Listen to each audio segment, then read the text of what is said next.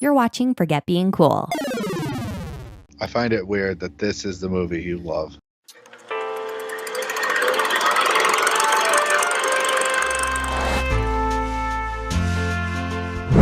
Hi, Jeff. Hi. Hi, Jeff. We've never met each other. This is the first time we've ever talked to each other. Yeah, if you're listening to this is the first time we actually met. All the rest are like later in the day, but we released them retroactively. Right. This is the first one we're recording. Just kidding. We watched a movie off our poster of movies we need to watch. Yep, we watched a movie. Jeff, can I make a confession? Yeah. Because I like to embarrass myself on the internet. Yeah. I've seen this movie. I have seen this movie several times. Our favorite, shout out to Floyd McDevitt, showed this in history English block in high school. But is it his favorite movie? No, I think he just showed it because he was ill and wasn't there. Anyway. That's a weird movie to show in a high school. It was something to do with teaching us about Westerns and the genre of Western. I don't know. I don't remember what the point of it was. All right. I thought this was a different movie, Jeff, and I don't know what the movie I thought it was. What? No, like we're going into this going, we're watching No Country for Old Men. I was like, oh yeah, I love that movie. It's the one with the kid who goes to his like weird grandparents and uncle house, and there's like a lion. What movie is that? Do you know what I'm talking about? They crash their plane into the side of their barn. And I can't remember what the heck movie that is, but that's the movie I thought we were watching. Like, that's a good. I know the vague movie you're talking about, and I have no idea what that movie is called. All right, and I thought it was No Country for Old Men, which is weird because I started this and I go, oh yeah, I've seen this. Sugar and The Money. Secondhand Lions. You're thinking of Secondhand Lions. What the heck? Why is that in my brain that way? Anyway, that's where my crossed brain wires work. That's nowhere alike. I know. It's not even close. All right. So you thought it was that movie up until what point? The second it started, I was like, oh yeah, I've seen this movie. This is not the movie I thought this was. Okay. That's hilarious. I know, isn't it? I don't know why. I did ask my brain. Anyway, Jeff, this movie's great. Did Rachel watch it with you? Yeah, she did not like it. I told Candace what it was about, and she's like, I probably won't like it. I was like, I agree with you. You probably won't like it. I kind of started it going, I don't think she's going to like this movie. Yeah. But yeah, she's kind of like, I don't get it. I go, I mean, it's kind of a movie to make you think. If you haven't seen it, tune out. It's going to be spoiler talk. Jeff, do you think she got killed at the end? Did he kill her? Yeah. I think so too. Definitely.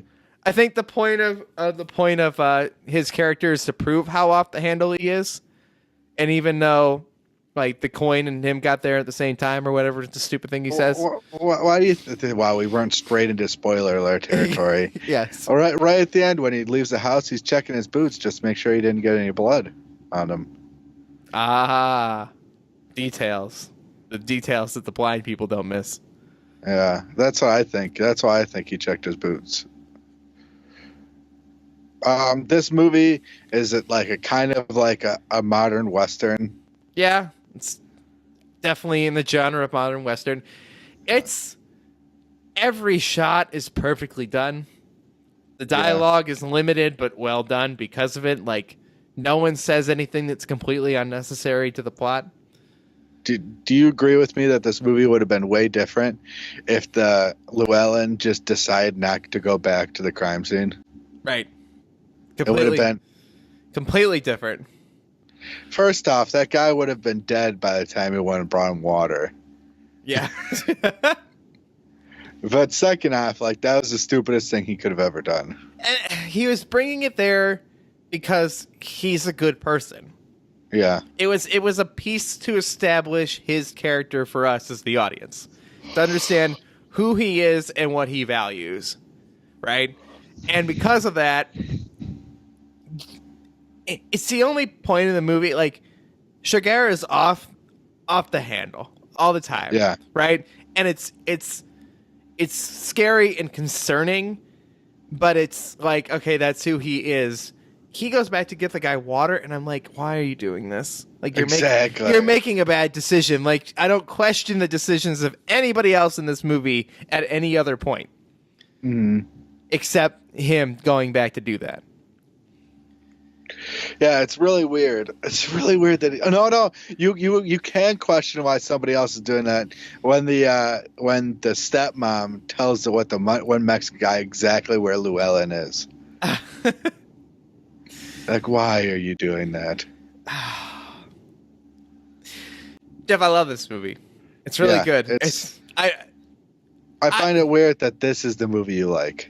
I kind of thought about that, where I'm like, why is this so compelling to me versus some of the other movies we watched, right? And I go, and the movie I kept going back to, which is the movie that this show will always return back to, is Moonlight, right?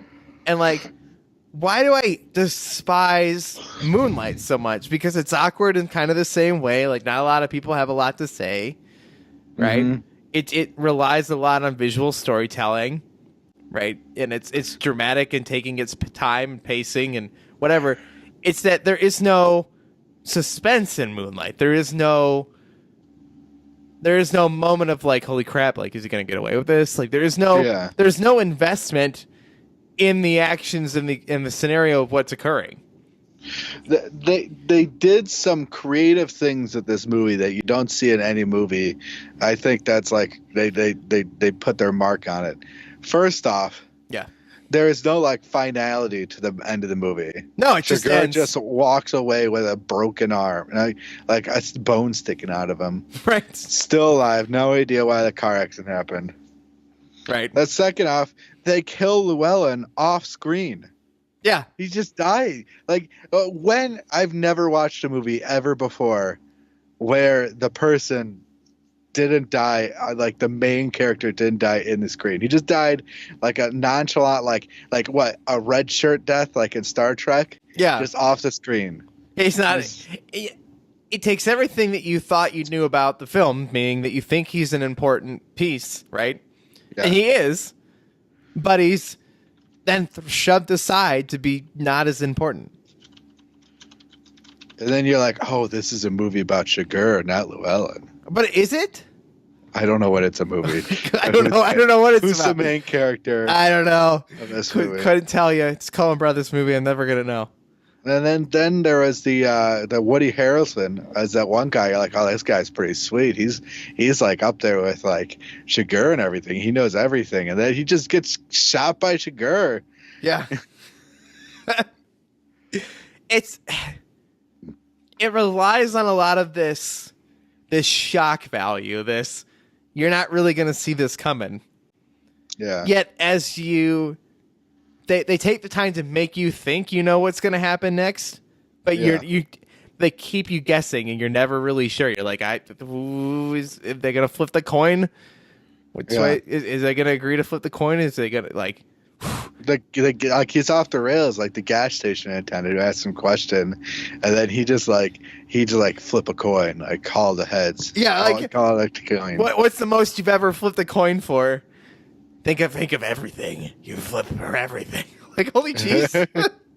I decided something else about Sugar's performance, Jeff. Yeah. Kylo Ren in Star Wars, when he's trying to be intimidating, right? Mm-hmm. And trying to be in control, even though we know he's completely out the handle and not in control, Kylo Ren. He's going for the Sugar thing.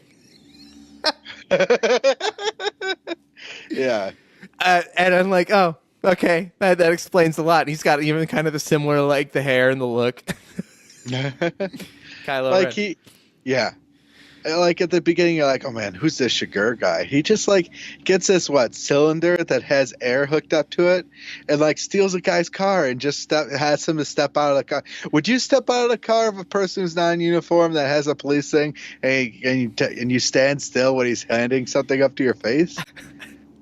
That thing just murder phases the guy. The way he blows up the car and just walks inside. Yeah. Just all casual, like. This is a guy just that has no feeling whatsoever. Yeah, but like I get it. Like, it's psychotic. Like, that's the point. What is that called? There's a word for like somebody who doesn't care. They did a whole episode about The Simpsons with Bart. He took like a quiz to see if he was sociopath. Yeah, a sociopath, and he is clearly, right. Like, that's the thing. But like, I want to know why, and we don't ever get a reason why. Or this is the Lost of movies. Just actually, the Lost actually explains more answers than this movie does. Yeah, but somehow it's okay because it gets a conversation like this started, Jeff, which is way more fascinating to me. And you continue to wonder about this movie and the things that happen and why they happened in this movie after and long after you finished it. Yeah, it does something with film that not a lot of movies do. Like, we watched Up last week, right? And it doesn't change. I don't know. I don't come away from that having like a new whole perspective on anything. Like, I don't sit there and continue to question why his house was flying. To this day, I still continuously ask, why did Garrett believe in the coin flip? Like, what is that about? And just fate. Yeah, it's fate.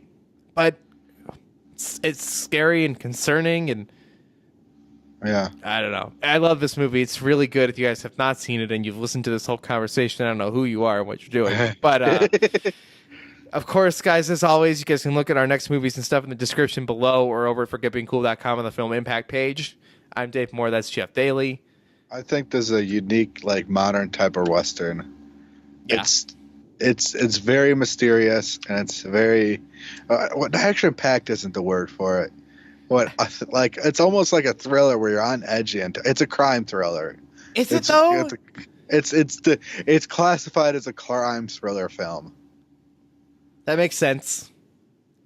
It's based off a book, and according to reviews and everything, this follows the book almost religiously. Which is more interesting to me, I guess, that they just took that is the gospel of what this story is and made it, because it's so on edge, it's so unpredictable. I feel like with a book, you'd get more like hints to what's about to happen, and you're never really sure, and it's kind of maybe what keeps you reading and turning the page. Anyway, Jeff, I really enjoyed this movie. I hope you guys did too. And I think it sets a new bar. It's one of the Coen Brother movies, so it's on that. Of course, people like, especially Coen Brothers. Yeah, and people who like their movies for what this is, and this is definitely one of their movies. Yeah. Had a big impact. Go watch it, and we'll see you guys next week for another movie here on the Film Impact.